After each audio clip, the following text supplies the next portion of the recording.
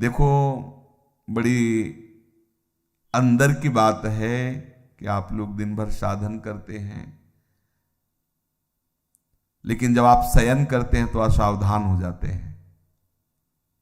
बस वहां आपको समझना है, शयन का समय आप अंतिम समय समझो। उस समय इधर उधर देखो मत, इधर उधर चिंतन मत करो। बहुत सूक्ष्म बात है।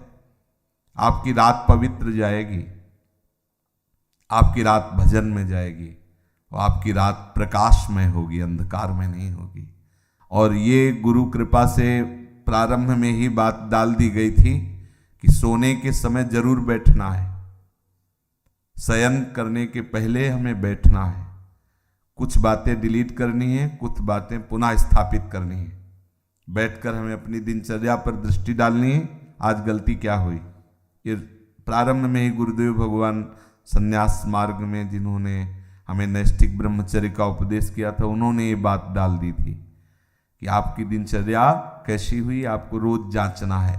उनमें से जो गलती हुई वो अपने दिमाग में बैठालना है। जो बातें आपके साधन के विरुद्ध है उनको नष्ट करना है। उनका नष्ट करना मतलब उनको स्वीकार ना करना होता है। जो गलती हुई आगे से ना हो, क्यों हुई ऐसा समझो। और ये सब करने के बाद एकदम शांत हो जाओ और भगवदाकार, जैसे कोई मरने पे नहीं होता, सारी वृत्तियां समेट लेता है और बस। अब शयन हमारा ठीक होना चाहिए। अपने लोगों से कुछ गलतियां हो रही, देखो कोई भी सत्संग में बात होती है तो कहीं ना कहीं से तरंग आ रही है, वो हमें जरूरत है उस बात की, तो उसको संभालना चाहिए। अगर आप एकाग्रता पूर्वक सत्संग सुनेंगे तो आपको कभी प्रश्न नहीं करना पड़ेगा। आज अगर प्रश्न उठ रहा हो तो सुनते रहना, 1-2 दिन में उत्तर आ जाएगा आपके पास। वो तरंग आएगी, वो आपसे वही प्रसंग हटके आ जाएगा, एकदम प्रसंग से हटकर वो बात आ जाएगी। ये तरंग आकर के बुलवा देगी, क्योंकि सर्वांतर्यामी गुरुदेव आपके भी हृदय में ईश्वर भी है, तो वही बुलवा देंगे। कुछ साधक क्या करते हैं, प्रमाद स्थिति करते हैं कि जैसे दिन भर सेवा परिचर्या या जो भी गृहस्थ हो या विरक्त हो, अब रात्रि के समय वो समझते हैं कि अब सोने जाना है, थोड़ी देर मनोरंजन कर लेते हैं। तो मोबाइल है, टीवी है या मानसिक है, वो इधर उधर मन को, और फिर शयन करते हैं। उनकी रात पूरी अंधकारमय काल रात्रि हो जाती है, साधन को नष्ट करने वाली बन जाती है और अशांति। सुबह वो निरुत्साहित उठते हैं, सुबह वो खोए हुए उठते हैं, सुबह वो अपने को अधूरा पाते हैं, उत्साहहीन। अब वो केवल बनावटी रह जाता है, आंतरिक खोखले हो जाते हैं। इसलिए आप रात्रि को संभालिए, रात्रि को संभालिए। शयन के समय आप बहुत सावधान रहिए, तो सुबह आपका संभल जाएगा। सुबह संभल गया तो पूरा दिन संभला रहेगा, रात्रि संभल गई तो पूरा जीवन संभला रहेगा। बहुत ही एकांतिक वार्ता है। आप शयन के समय कभी मोबाइल मत चलाइए, क्योंकि मोबाइल एक ऐसी वस्तु है जो पूरे विश्व ब्रह्मांड को अपने में समाये हुए है। वो गूगल क्या कहते हैं, जो भी सर्च करो सब उपस्थित कर देता है। बलिहारी ऐसी सिद्धि तो महात्माओं में भी कभी कभी नहीं होती थी, जैसी सिद्धि मोबाइल में है। नहीं, सर्च करो, हर विषय लो। महात्मा भी है तो एक सब विषय का थोड़ी वो सिद्ध होता है, वो तो भगवत विषय का सिद्ध होता है। और जो मोबाइल है वो हर विषय का सिद्ध है। आप किधर भी सर्च, बोले राधा कृपा तो वो राधा कृपा कटाक्ष शुरू कर देगा, और वहां से सत्संग तो राधा केली कुंज से सत्संग शुरू कर देगा। और कुछ भी तो और कुछ भी शुरू कर, जो चाहो।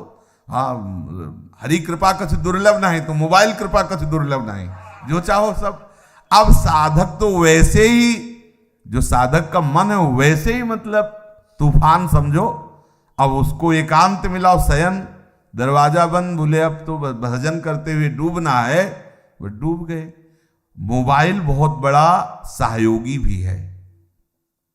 जैसे हम गुरुजनों के वचन उसमें रखे हुए हैं, सत्संग, तो आप अगर मान लो बहिर्मुख हो रहे हैं उस समय, अब कुछ सत्संग अपने रखे जाते हैं कि ये सत्संग हमारे लिए औषधि, जैसे खांसी की अलग दवा, बुखार की अलग दवा होती ना, ऐसे ही अपने लोगों को भी अपनी डायरी में, जैसे ना कि जब साधक को काम सताए तो कौन से सूत्र चाहिए, वो अपने तय कर लेते हैं कि ये बात इसको नष्ट करने। जब साधक को क्रोध सताए तो कौन कौन से सूत्र, जब हमारे अंदर ऐसी, तो वो सब, तो वो चीजें एक अलग होती हैं। तो मोबाइल मानो एक नई डायरी, उसमें आप अपना चयन कर सकते हैं कि 4 सत्संग शरणागति के हैं, 4 सत्संग ये वैराग्य के हैं, 4 सत्संग ये अनुराग के हैं। जब हमारा मन जहां विचलित हुआ तो ये हम सुन सकते हैं। तो अगर हम कुमार्गगामी प्रयोग करें तो बहुत बड़ा हमारे लिए हानिकारक है, और अगर सन्मार्ग में साधक के लिए वास्तुतः नहीं जरूरत है। अगर सही पूछो तो भगवत कृपा से नहीं जरूरत है। अब लौकिक की सब व्यवहार की तो बात अलग ही है, वो क्या जरूरत नहीं है, वो गुरु कृपा से अभी तक प्रयोग में नहीं आया, अभी तक पास नहीं है। अभी लोग अपना रखते हैं तो ये लोगों के लिए ही रखते हैं, अपना करो, जो उनसे बात करो। अपने पास नाम रूपी मोबाइल है, उसको सर्च करो, जिसकी जानना चाहो जान सकते हो, जो जानना चाहो जान सकते हो। आप देखो ना, इसमें बहुत बड़ी सामर्थ्य है। जो अरे निकुंज का लाइव मोबाइल दिखा सकता है? नहीं दिखा सकता। सर्च करो इस समय राधा प्यारी कैसे मुस्कुरा रही, भला दिखा दे। राधा प्यारी कैसे, ये राधा नाम सर्च करो, आपको दिखा देगा। राधा राधा राधा राधा राधा डूबो भाई। ये शयन के समय कुछ साधक गड़बड़ी करते हैं, चाहे गृहस्थ हो चाहे विरक्त हो। आपके पास मोबाइल है, आपके कमरे में टीवी लगी हुई है, मान लो आप गृहस्थ हो, आप ऐसा सब, तो आप शयन को संभाल लीजिए। शयन में गंदी बात नहीं होनी चाहिए, गंदे दृश्य नहीं होने चाहिए।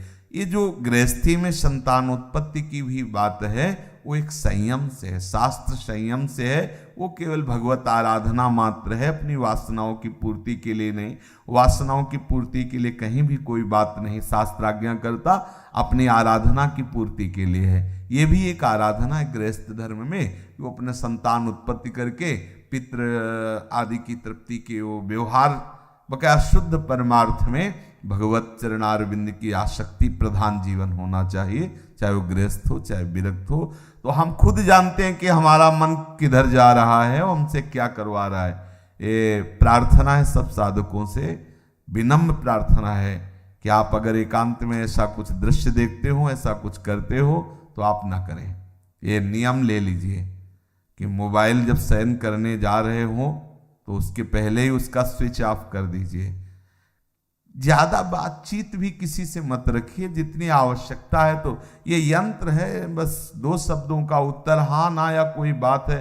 कुछ लोग ऐसे होते हैं कि वो घंटों ऐसे ही लगाए रहते हैं। साधक कैसे बात करेगा इतनी देर, कैसे बात कर सकता है? उसका तो चिंतन छूटेगा। हाँ ना में उत्तर दे लो, चलो कोई अगर व्यवहार के लिए आपके पास यंत्र है। लेकिन किसी किसी को देखते थे चिपके ही रहते हैं इसमें मोबाइल में। हाँ, और क्या ये है? छोड़, नाम जप कर, भगवत चिंतन कर, लीला कथा में डूब, ये क्या और उसमें लगे हुए है। हाँ, सावधान रहिए इन यंत्रों से। जितना हमें आवश्यक हो, वैसे बिल्कुल आवश्यक नहीं है, लेकिन आवश्यक हो। आप दूर देश में रहते हैं, दूर रहते हैं, भगवत कथा आदि के लिए नाम न छूटे। और शयन के समय नाम में भले 1 मिनट बाद आप सो जाते हैं, लेकिन नाम का ऐसे ध्यान करते हुए उसका फल होगा, आप नाम के ध्यान में ही जगेंगे। देख लेना, ये मतलब अनुभूत विषय है।